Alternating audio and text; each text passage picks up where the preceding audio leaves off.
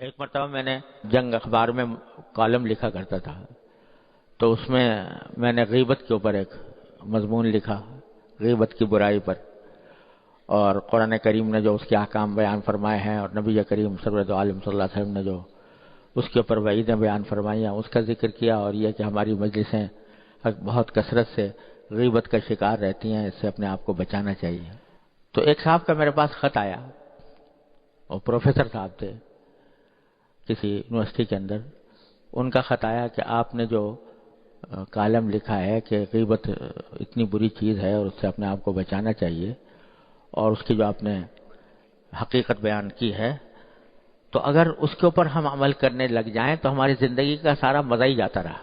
ہماری زندگی کا لطف ہی ختم۔ آپ کے اگر قول پہ عمل کریں تو زندگی کا مزہ ہی ختم۔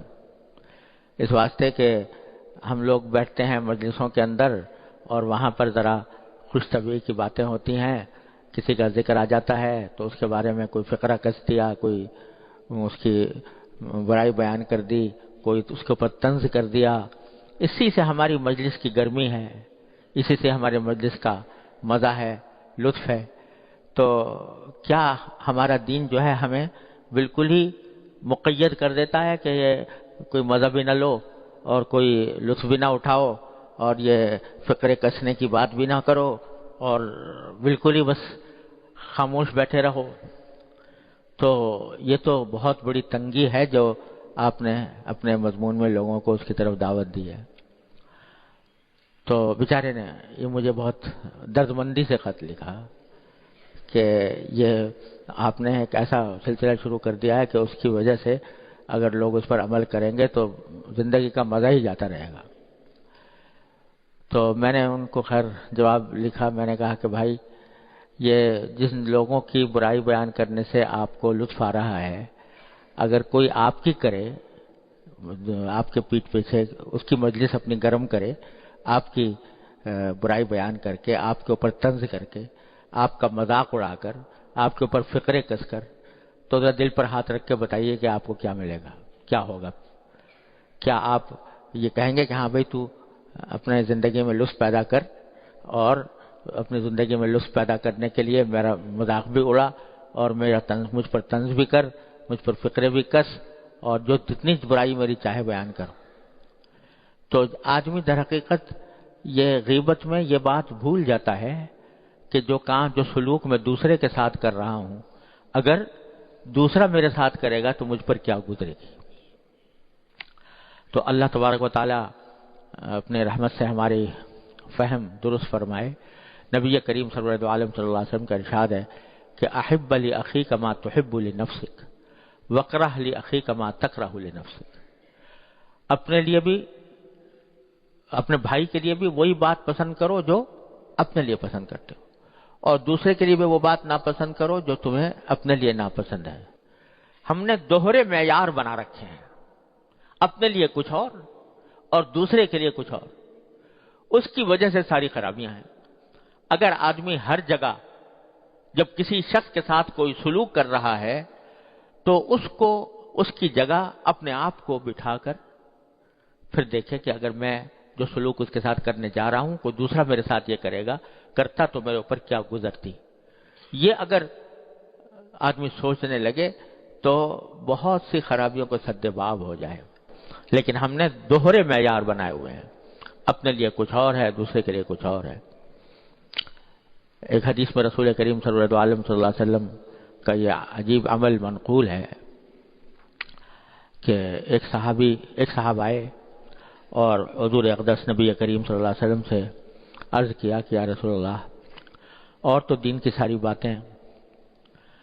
میں اس پر عمل کرنے کے لیے تیار ہوں، لیکن ایک چیز ایسی ہے جو مجھ سے نہیں چھوٹتی، تو میں آپ سے اس کی اجازت لینے آیا ہوں، اور وہ ہے زنا۔ اللہ بچائے کہ زنا کاری جو ہے اس کی اجازت دے دیجیے مجھے، اور سارے کام میں کر لوں گا لیکن اس کو نہیں چھوڑ سکتا۔ اب آپ اندازہ کیجئے کہ وہ شخص ہے سرور عالم صلی اللہ علیہ وسلم سے کس بات کی اجازت مانگ رہا ہے، کس بات کی اجازت مانگ رہا ہے، جس کو لوگ زبان پہ لاتے ہوئے بھی شرماتے ہیں۔ ایسے گھناؤنے انہ کان فاحشۃ وساء سبیلا، جس کو قرآن کریم نے فرمایا، ایسی بے حیائی کا کام زبان سے اس کو ادا کرنا بھی مشکل۔ اس کی اجازت کس سے؟ کہ جو سارے دونوں جہانوں کے سردار، جس کی پاکی کی قسم فرشتے بھی کھائیں، اس ذات سے پوچھ رہا ہے۔ آج اگر کسی بڑے سے کوئی آ کر یہ سوال کرے تو اس کو کتنا غصہ آئے گا کہ خدا کے بندے تو مجھ سے اس کی اجازت مانگتا ہے۔ لیکن حضور نبی کریم سرورت عالم صلی اللہ علیہ وسلم رحمۃ اللہ عالمین، آپ نے اس شخص کو قریب بلایا، کندھے پر اس کے ہاتھ رکھا شفقت کے ساتھ، اور فرمایا کہ ایک بات بتاؤ، جو کام تم کسی دوسری کے ساتھ کرنا چاہتے ہو، اگر کوئی دوسرا تمہاری بہن کے ساتھ کرے تم پر کیا گزرے گی؟ تمہاری ماں کے ساتھ کرے، تمہاری اولاد کے ساتھ کرے کیا گزرے گی؟ تمہاری بیوی کے ساتھ کرے کیا گزرے گی تم پر؟ آپ اس کو سمجھاتے، اسی طرح بار مختلف رشتہ داروں کا نام لے کر سمجھاتے رہے، یہاں تک کہ آخر میں آ کر اس نے کہا کہ یا رسول اللہ میری سمجھ میں آ گیا، اب میں کبھی اجازت نہیں مانگوں گا آپ سے۔ تو بات کیا ہے کہ اس جگہ خود کو بٹھا کر دیکھو جہاں جو سلوک تم دوسرے کے ساتھ کر رہے ہو۔ یہ ہمارا آج کل لوگ کہتے ہیں کہ نگاہوں کی حفاظت نہیں ہوتی، بد نگاہی، نامحرموں کو لذت کی غرض سے لذت حاصل کرنے کے لیے دیکھنا ایک بلا ہے جس میں جو پھیلی ہوئی ہے چاروں طرف۔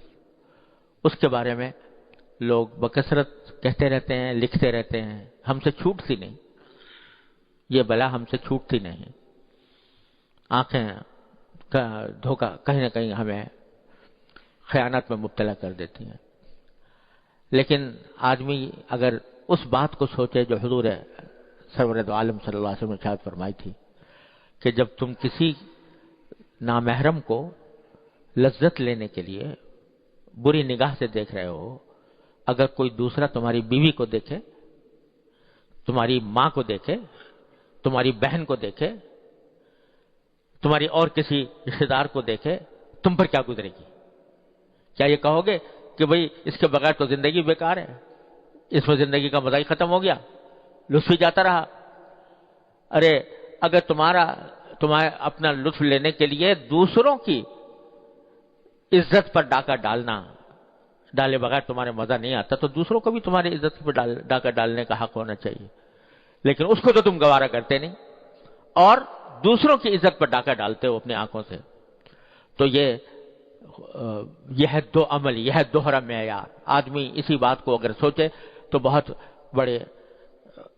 فتنے سے، آنکھوں کے فتنے سے انشاءاللہ نجات مل سکتی ہے۔ اللہ تعالیٰ اپنے رحمت سے ہم سب کو نجات عطا فرمائے۔